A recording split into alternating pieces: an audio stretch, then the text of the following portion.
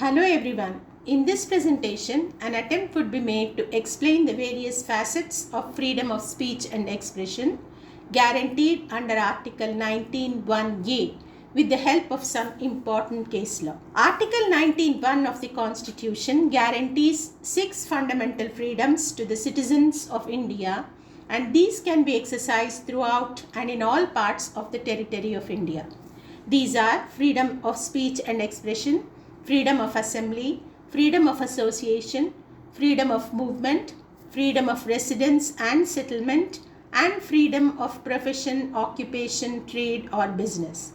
By the Constitution 44th Amendment Act, the right to property contained in Article 19(1)(f) was relocated as Article 300(a). The rights mentioned in Article 19(1) are not exhaustive of all the rights of a free man. The right of citizenship, the right to vote or to contest elections, the contractual right against the government, the right of government servants to continue in employment, etc., fall outside the sphere of Article 19. Some of these rights are constitutional rights and some are statutory rights. The freedoms stated in Article 19(1) are basic rights which are recognized as natural rights inherent in the status of a citizen.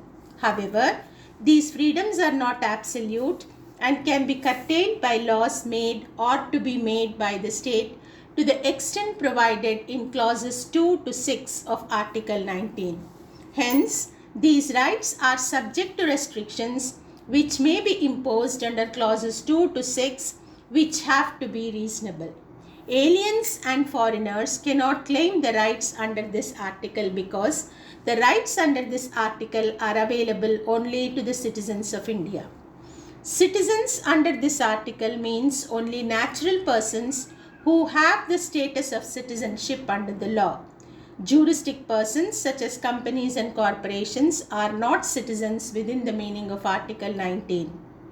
In R.C. Cooper versus Union of India, the Supreme Court held that a shareholder, a depositor or a director is not entitled to move a petition for infringement of the rights of the company unless the impugned action infringes his rights also. In Bennett Coleman and Company versus Union of India, the Supreme Court said that the fundamental rights of citizens are not impaired when they associate to form a company. When their fundamental rights as shareholders are impaired by the state action, their rights as shareholders are protected. Article 19(1)(a) guarantees to every citizen the freedom of speech and expression, and this is subject to the restrictions contained in Clause 2 of Article 19. The freedom of speech and expression means the right to express one's views and opinions freely by words of mouth, writing, printing, pictures, or any other mode.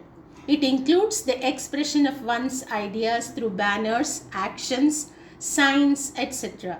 It also includes the freedom to propagate not only one's own views, but also of other persons. There is no geographical limitation to the exercise of this freedom. If the state prohibits its citizens from exercising this freedom in any other country of the world, it violates Article 19(1)(a) as held by the Supreme Court in Maneka Gandhi versus Union of India.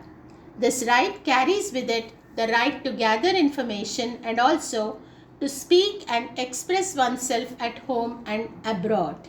If the direct or indirect consequence of the order cancelling the passport of the petitioner is to curtail or take away the freedom of speech and expression, it would be violative of Article 19(1)(a) and would not be protected by Article 19(2) of the Constitution. But the right to go abroad cannot be regarded as included in freedom of speech and expression guaranteed under Article 19(1)(a) on the theory of incidental or coexistent right, even if the claimant of the right is a journalist and claims that travel abroad is related to journalism. Now, the freedom of speech and expression has 4 broad special purposes to serve. It helps an individual to obtain self-realization, assists in the discovery of truth, strengthens the capacity of an individual to participate in decision making, and establishes a reasonable balance between stability and social change. Impliedly, the Supreme Court in Bijoy Emmanuel versus State of Kerala recognized in Article 19(1)(a) the right to remain silent or not to speak. The court in this case held that the government circular, having no legal sanction, violates Article 19(1)(a) if it compels each and every pupil to join in the singing of the national anthem despite his genuine conscientious religious objection. In noise pollution reference case, the Supreme Court, while regulating the use of loudspeakers, held that the right to speech also implies the freedom not to listen or be forced to listen. In Jignya Yadav versus CBSE, the Supreme Court held that the expression of one's name in the manner of their choice is a fundamental right under Article 19(1)(a) of the Constitution. Now coming to the freedom of press, unlike the American Constitution, Article 19(1)(a) does not expressly mention the liberty of the press, that is, the freedom to print and to publish what one pleases without previous permission. But it is settled law that the right to freedom of speech and expression in Article 19(1)(a) includes the liberty of press. In Romesh Thapar versus State of Madras, Chief Justice Patanjali Shastri observed that the freedom of speech and of the press lay at the foundation of all democratic organizations, because without free political discussion, public education, which is essential for the proper functioning of the process of popular government, is not possible.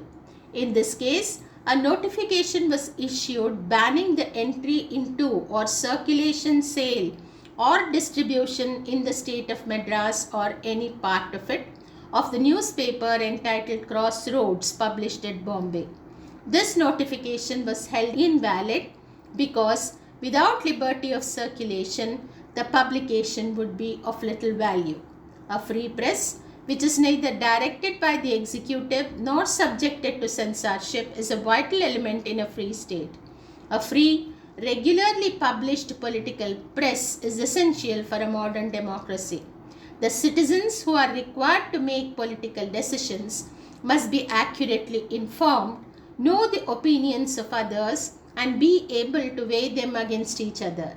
The press provides the information, adopts its own point of view, and thus works as a direction-giving force to the public debate. It stands as a means of communication and control between the people and their elected representatives in Parliament and the government. In Brij Bhushan versus State of Delhi, the Supreme Court held that imposing pre-censorship on a journal is a restriction on the liberty of the press, which is an essential part of the freedom of speech and expression declared by Article 19(1)(a). In Virendra versus State of Punjab, the Supreme Court held that if a newspaper is prevented from publishing its own views of its correspondents, it would amount to a serious encroachment on the valuable and cherished right to freedom of speech. In Sakal Papers Private Limited versus Union of India, the petitioners challenged the daily newspaper's price and page order 1960, which fixed the number of pages and size which a newspaper could publish at a price on the ground that it infringed the liberty of the press implicit in the terms of Article 19(1)(a). The petitioners contended that the order affected the liberty of the press because, if adopted, it would mean either the reduction in the existing number of pages or raising of the price. In either case, there would be reduction in the volume or circulation of the paper, and therefore is a direct violation of the liberty of press. On behalf of the state, the law was justified as a reasonable restriction on the business activity of a newspaper in the interest of the general public. The court accepted the plea of the petitioners that the order affected the circulation and so restrained the dissemination of news and views, which a newspaper had the freedom to do. The order was struck down and held to be inoperative. As to the plea of state justifying the legislation as a restriction on the business activity under Clause 6 of Article 19, the court held that only restrictions which may be imposed on the press are those which Clause 2 of Article 19 permits and no other. The freedom of press includes the freedom of employment or non-employment of the necessary means of exercising this right, such as freedom of employment in the editorial force of a newspaper, and also freedom from a measure intended or calculated to damage the independence of press by driving it to seek government aid. It was reiterated by the majority in Bennett Coleman Company versus Union of India that freedom of speech and expression is not only in the volume of circulation but also in the volume of news and views. The press has the right of free propagation and free circulation without any previous restraint. If a law were to single out the press for laying down prohibitive burdens on it, which would restrict the circulation, penalize its freedom of choice as to personnel, prevent newspapers from being started, and compel the press to seek government aid, this would violate Article 19(1)(a) and would fall outside the protection afforded by Article 19(2). Again, in Indian Express Newspapers versus Union of India, speaking about the utility of freedom of press, the Supreme Court observed that the purpose of the press is to advance the public interest by publishing facts and opinions without which a democratic electorate cannot make responsible judgments. Freedom of press is the heart of social and political interaction, and hence the courts have a primary duty to uphold the freedom of press by invalidating laws and administrative actions which interfere with it contrary to the constitutional mandate. Liberty of press is implicit in the freedom of speech. It stands on no higher footing than the freedom of speech and expression of a citizen, and no privilege is attached to the press as such, distinct from the ordinary citizen. Thus, the press is subject to the general law of the land and is liable to taxation. But whether a tax violates freedom of speech and expression can be judicially examined. In the beginning, it was thought that commercial advertisement does not fall within the protection of freedom of speech and expression because such advertisements have an element of trade and commerce, and thus a law which puts restrictions on the publication through the press or other means of advertisements to promote the sale of certain goods does not violate the right to free speech or the press. Later, this perception about advertisement has changed, and it has been held that commercial speech is a part of freedom of speech and expression guaranteed under Article 19(1)(a).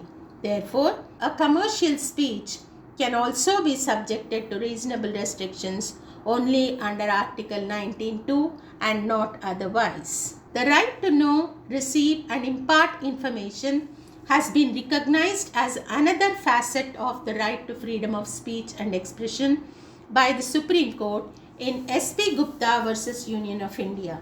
However, it was admitted that whenever disclosure of a document is clearly contrary to the public interest, it is immune from disclosure, but the decision on such immunity will rest with the court and not with the head of government or department.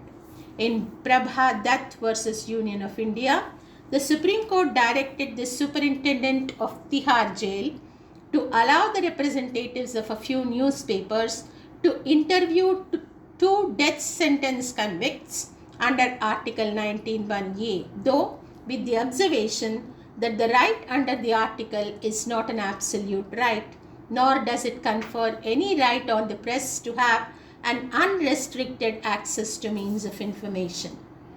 Telephone is also a means of expression. A person talking on the telephone exercises his right to freedom of speech and expression.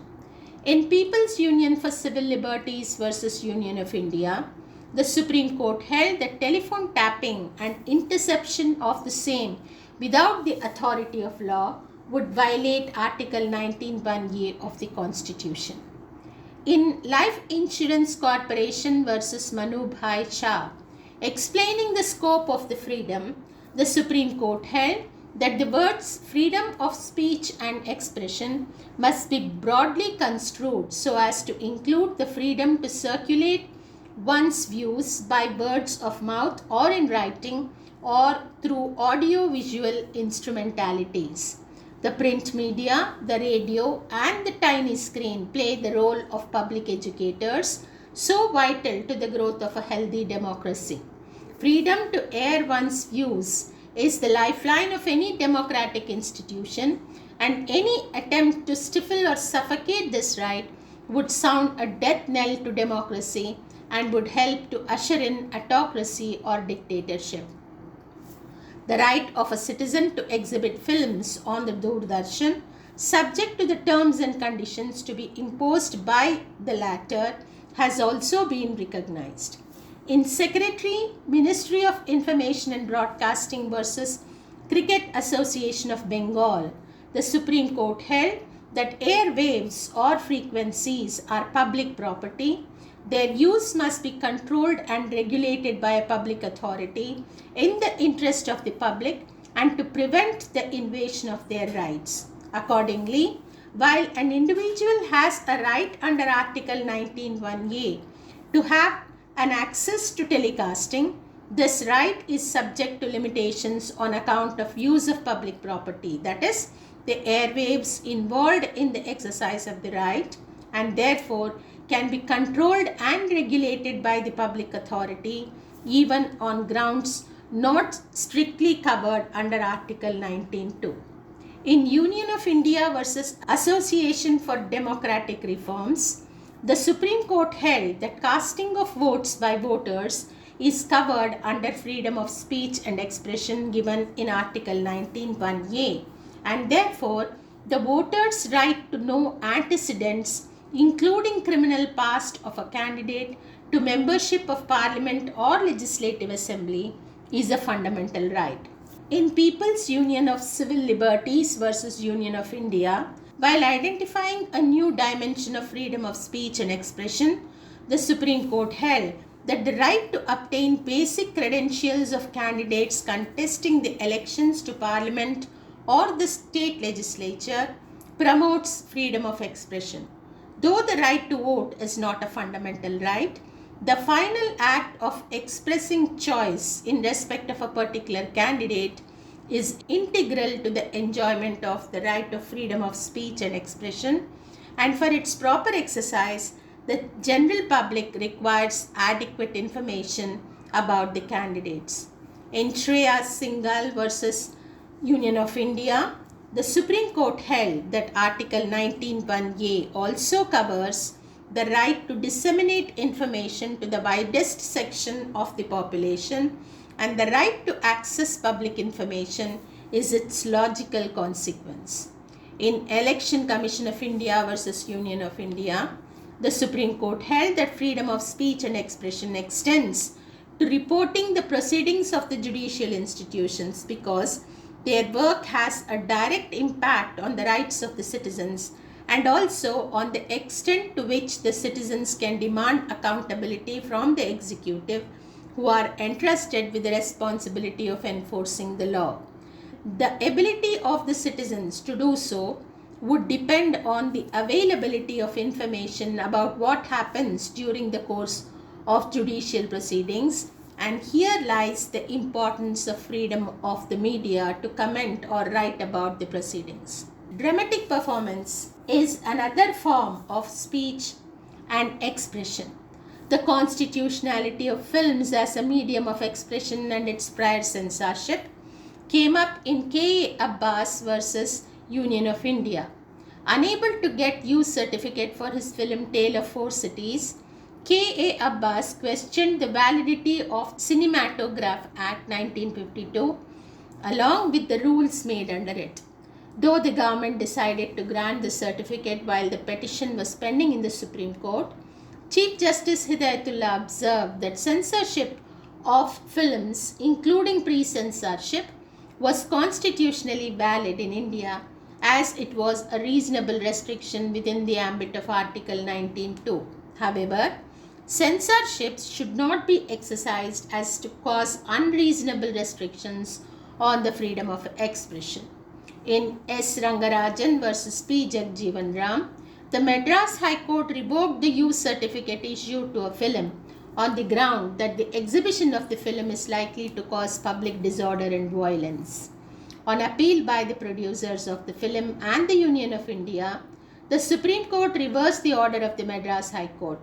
The court not only reiterated the importance of freedom of speech and expression and the role of films as a legitimate media for its exercise, but also held that if exhibition of the film cannot be validly restricted under Article 19.2, it cannot be suppressed on account of threat of demonstrations and processions or threat of violence. The court further held that it is the duty of the state to protect the freedom of expression since it is a liberty guaranteed against the state.